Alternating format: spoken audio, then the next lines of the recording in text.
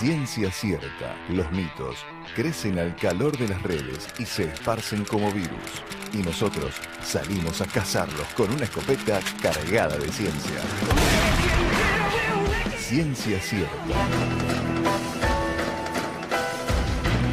Cargada de ciencia.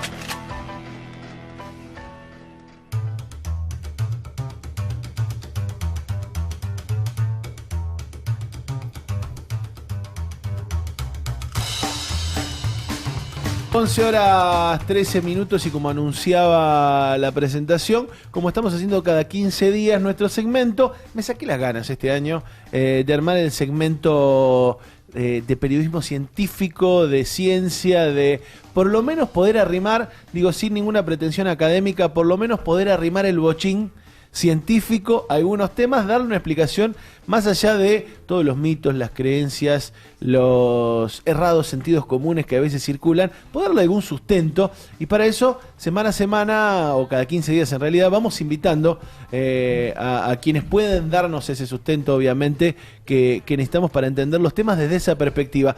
Y vos es que esta semana leía una nota a comienzo de semana que me llamaba la atención, esa nota que suelen circular en general por los grandes medios como nota de color, como nota secundaria, ahí en una esquinita, pero me llamó poderosamente la atención porque por la intensidad del fenómeno y lo importante de poder entenderlo o pensarlo. La nota decía, alertan que Instagram modifica la percepción que tienen los adolescentes, las adolescentes, de sí mismas, y desarrolla un estudio. ¿Vio cómo es esto de algún estudio de Connecticut o de Massachusetts o esas universidades que hacen estudios para que nosotros hablemos de ellos, digamos, básicamente? Pero digo, más allá del estudio en particular, me quedó resonando esta idea de cómo uno va naturalizando la incorporación de la tecnología, de las pantallas a la vida de los niños y los adolescentes, sin reparar. Justamente hoy hablábamos con Betty al comienzo del programa, en esto de la crianza de los chicos, uno a veces lo naturaliza y no repara en poder pensarlo, ¿no? ¿Qué influencia tiene? ¿Cómo es? ¿Qué genera en los chicos? Más allá del sentido común, del típico, yo en mi época, ¿sabe qué? A tu edad, está... No, digo, más allá de sacar eso del medio, que es la primera reacción que uno puede llegar a tener, poder pensarlo en concreto, digo, porque existe. Bueno, para todo esto, esta mochila, se la damos a nuestro entrevistado Héctor Ruggier, quien es psicólogo social, es miembro de IRDES, aquí de la Escuela de Psicología Social de Rosario, y siempre, ya en alguna otra ocasión lo hemos entrevistado y recurrimos a él para poder pensar alguna de estas cosas que tienen que ver con la conformación de uno mismo. ¿Cómo estás, Héctor? Bien, bien, buen día, buen día. Una presentación larga y una mochila te paso, porque queremos explicaciones. Nosotros acá venimos a pedir explicaciones. Sí, tomando en cuenta que seguramente nos vamos a referir a algunas cuestiones cuyos resultados vamos a ver dentro de algunos años. Claro. En realidad. Claro. ¿No? Ahí está lo difícil, ¿no? De poder pensar, digo en general, cuando uno piensa en los fenómenos. Claro, por lo tanto, eso nos obliga a la incomodidad de las hipótesis también, ¿no? Aunque yo estuve viendo también, porque venimos, quienes nos preocupamos por el tema de la infancia, si vos querés, por el problema de la constitución y el desarrollo de la subjetividad, nos encontramos frente a un fenómeno nuevo, que es justamente de cómo estarán condicionando y aportando a algún tipo de desarrollo en particular sobre el desarrollo de la subjetividad, estas nuevas tecnologías, como es el caso de las pantallas, que tienen en la práctica cotidiana tienen una presencia impresionante. Y bueno, y todos tenemos conciencia de eso porque lo vivimos, lo vivimos. No solo los chicos, digo, porque también uno lo piensa, digo, uno por ahí ve el efecto en los chicos y, bueno, que lo del espejo no puede ver en el efecto propio, pero la presencia, digo, desde el celular, la tablet, la televisión por internet, digo, las pantallas constantemente están frente a nosotros, ¿no? Sí, y como se suele decir ya desde hace algunos años, además son utilizadas como chupete electrónico. En los niños en particular. En los niños en particular, es decir, que hay momentos donde... Contame un poquito de eso, ¿cómo es? Y hay momentos donde, digamos, a partir de la experiencia que ya el niño tempranamente va teniendo con la pantalla, el niño reclama la pantalla, el niño la disputa, y en eso está, sin saberlo, está disputando cuál es la dirección del desarrollo. Y los niños, en realidad, desarrollándose, apuntan a lo adulto. La clave de la infancia está en la adultez. A ver, ¿cómo sería? La clave de la infancia está en la adultez. Es decir, durante la infancia se va cultivando todo aquello que va a florecer, fundamentalmente a partir de la adultez. Entonces, el niño disputa todo aquello que es adulto. Y bueno, y no siempre los adultos están, digamos, dispuestos a esa disputa. Se dejan vencer, decís vos, algunas veces. Yo creo que concilian, que hay acuerdo, que conciliamos que y que por lo tanto la pantalla justamente es una especie de chupete electrónico, es decir, un método propio de la vida cotidiana que entretiene al niño mientras el adulto se desprende de él. Bien, pero en ese entretenimiento, digo, pensándolo en concreto, lo que le da la sensación a uno es que mientras hace eso está dejando de hacer otras cosas. Digo, para pensarlo sin conocimiento psicológico. Si antes no tenía esas pantallas y hacía otras cosas, se está dejando de hacer otras cosas para ocupar ese tiempo ahí. Bueno, ¿qué efecto puede tener eso y qué es lo que no hace el niño? Claro, por ejemplo, el niño, sobre todo en edad temprana, el niño hasta los 2, 3 años, lo que más lleva adelante es una constante actitud y renovación de formas de meter el cuerpo en la realidad en la cual vive. Y la pantalla tiende a suprimir el cuerpo.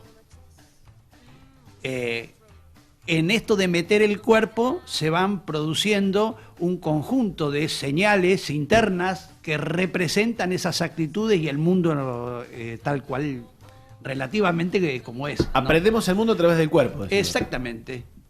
Entonces, la pantalla inmoviliza y genera imágenes que ya están fabricadas, que ya están hechas, es decir, que no convocan a la acción mental, digamos, y en una edad donde además todavía con un pobre desarrollo del lenguaje,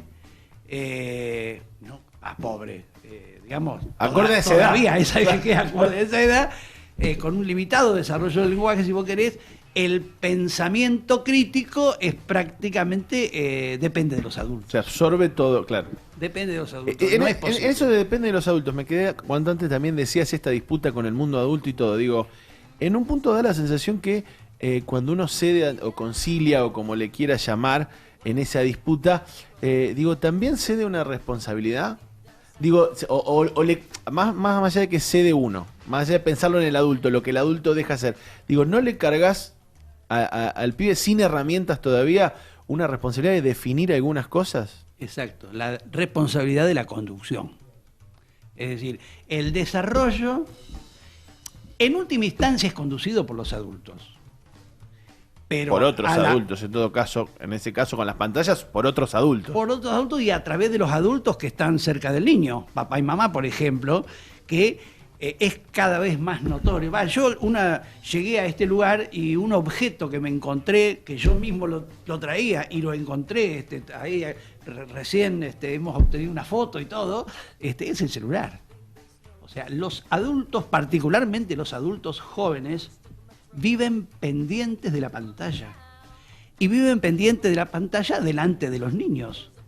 Y los niños muy tempranamente disputan el poder, digamos, ser parte del consumo de esas señales. Entonces, la fantasía se desarrolla muy tempranamente como mercado, no como producto de la interrelación familiar. No alcanza con la hora de dibujitos que mirábamos nosotros en nuestra niñez.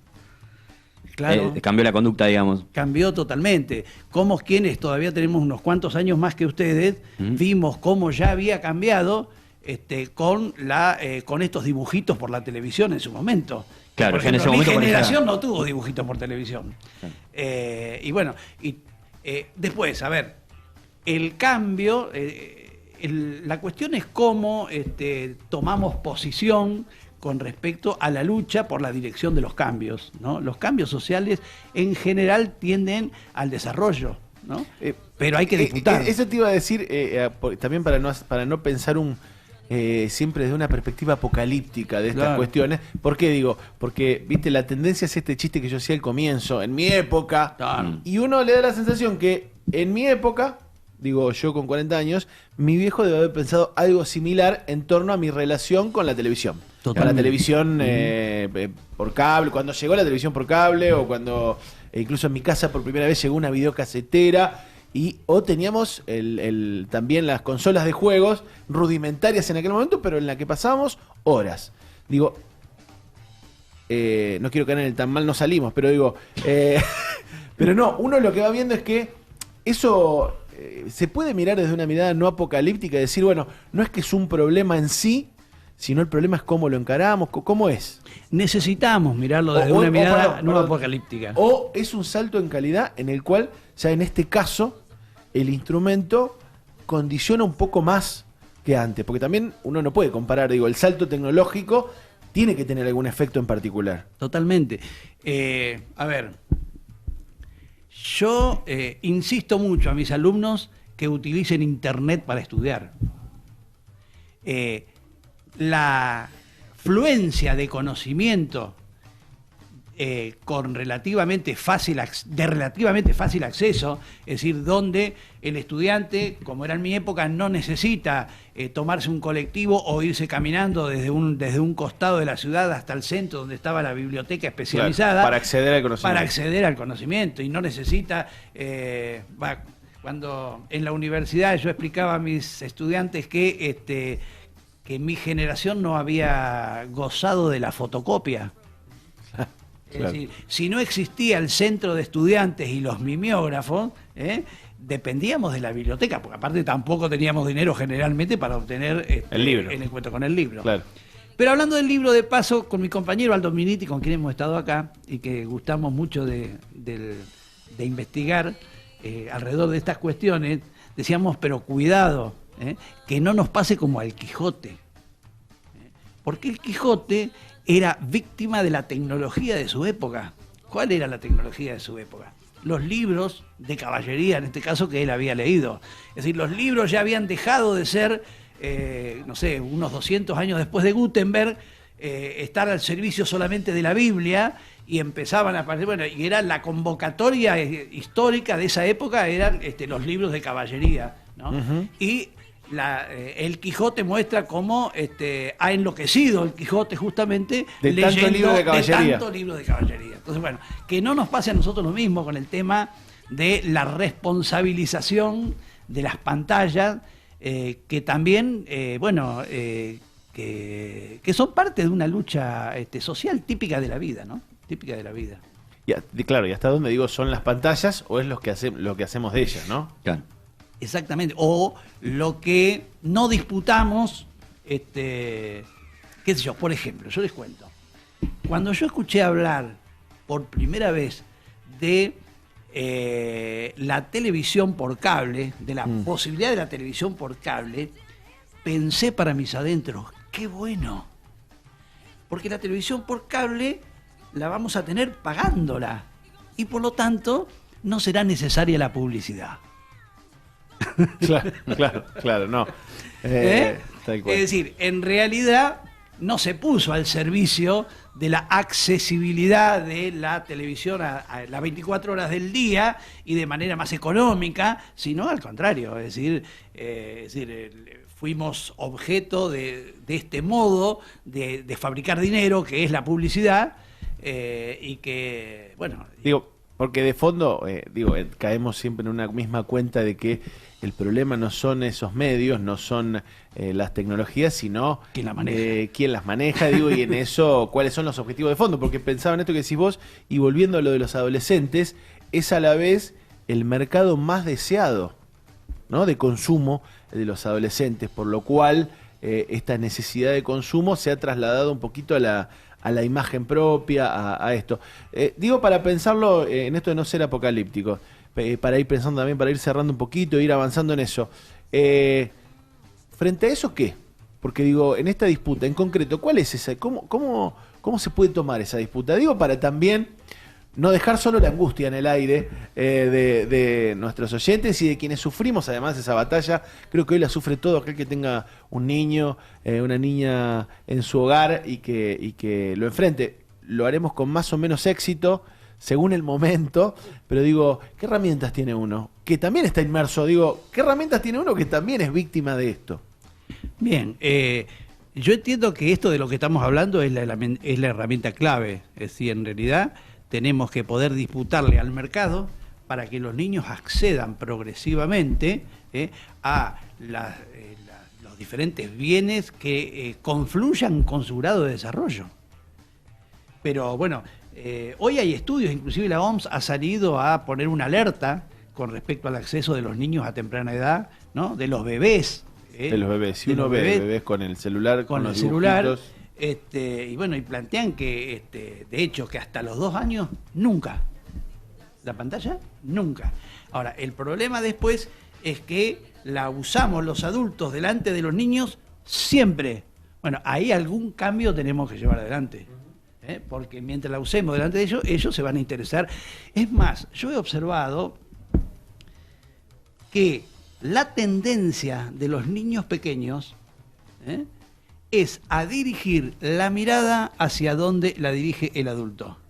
Es decir, el niño está rodeado de objetos, pero está muy atento hacia la dirección de la mirada, a ver qué es lo que está mirando el adulto, qué es lo que está mirando su cuidador. La mirada del cuidador dirige la mirada de los niños. Y ese fenómeno... Es fatal en este tema es fundamental, claro. Por lo tanto, vamos a tener que creo que lo primero es admitir el problema y luego ver cómo aportamos para que vayamos superándolo. Creo que el impacto de las pantallas es verdaderamente muy fuerte y que seguramente dominarlo nos va a llevar... Parece que ya las dominamos, pero no, en realidad... Y me quedo pensando esto de que estamos en el medio del proceso porque me da la sensación que esta noticia que leíamos de Instagram, en realidad es la primera consecuencia en una generación que nace con pantallas y llega a la adolescencia. Porque es un fenómeno, digo, si uno lo piensa, es un fenómeno el de las pantallas a este nivel de los últimos 15 años. Claro, y entonces, se está viendo... esto decía, estamos viendo esta consecuencia... con lo de los pibes, el Instagram, la imagen, la predominancia de la imagen, la baja autoestima y todo lo que genera, digo, en la primera generación de pantallas 24 horas. Sí, y se está viendo qué relación tiene el uso de pantallas con la obesidad. Porque en realidad lo que genera es pasividad corporal. Claro. Y por lo tanto, la pasividad corporal le aporta a la adiposidad. Por lo tanto, esto ya se está viendo que, a ver, yo me anoté los datos, porque yo soy muy malo para los números, pero seguramente unos 40 millones de niños menores de 5 años, que sería casi el 6% de ellos, padecen de sobrepeso. Y eso, bueno, desde ya que hace a una cuestión alimentaria en primer lugar, pero no solamente alimentaria, sino que tiene que ver con el tipo de actividad que el niño, en las cuales el niño puede estar involucrado. La pantalla, se está viendo, aporta al problema del crecimiento de la obesidad temprana. Lo dejo para una hipótesis para próximos encuentros, digo, pero incluso pienso, ¿por qué no lo podría pensar? La imagen del pibe gordito sentado mirando televisión no es nueva. No. Ahora, al aportar la tecnología, experiencias que se sienten como cada vez más reales, también van quitando lugar a las experiencias más reales. Porque digo, la televisión uno podía ver un partido de fútbol, hace cuántos años que vemos un partido de fútbol, pero no tenía la realidad que hoy siente. Hoy yo charlando con niños y conviviendo con niños, la idea es soy bueno en el fútbol, porque es bueno jugando a un juego de fútbol, ¿no? Digo, ¿cómo llega eso a confundir? Digo, también me parece que eso sí se profundiza. Cuando la experiencia de pantalla es cada vez más similar a la de la realidad, evidentemente va a tener más impacto, pero lo dejo, mira, te lo dejo para que lo mastiques para próximos encuentros. Sí, a ver, A nosotros, a los psicólogos, esto me parece que nos plantea, y otras realidades también, nos plantea una serie de conflictos, diría yo, con nuestras propias teorías. Hoy se sabe que en realidad el desarrollo de la subjetividad no solo que es eminentemente corporal desde el inicio, sino que además se fundamenta sobre todo en alrededor de 2 años donde lo que el psiquismo fundamentalmente representa las acciones del sujeto del desarrollo respecto al mundo. Y esa acción es corporal, es muscular, es física y es interaccional, ¿no? Entonces, la representación en tanto que todavía nosotros los psicólogos seguimos padeciendo una idea de que la representación, bueno, algunos hasta creen que se hereda, ¿no? Sí. Las ideas inconscientes y todo Sí, eso sí. no son heredadas. Bueno. Pero rechazándose ya en buena medida esto, después pareciera que existirían juicios, que existirían toma de decisiones en las cuales interviene el lenguaje antes de poseer lenguaje, ¿no? Claro, claro. Entonces, bueno, todo esto, cuando quisimos acordar, conjugado esto con las nuevas tecnologías que no necesariamente, frente a las que no necesariamente tenemos una posición crítica, todavía complejiza más algunos cuadros. Ejemplo, el problema de la obesidad. Héctor, como siempre un gustazo charlar con vos, tener este ratito y bueno, seguramente vamos a seguir desarrollando porque me parece que es uno de los mayores impactos a poder pensar críticamente y el espacio de Ciencia Cierta tiene que ver un poquito con eso. Muchísimas gracias. Bueno, muchísimas gracias a ustedes otra vez por la invitación. Si le parece, querido Francisco, antes que lo largue, le digo que en el 3413772677 estamos recibiendo mensajes, se los leo a la vuelta de la tanda.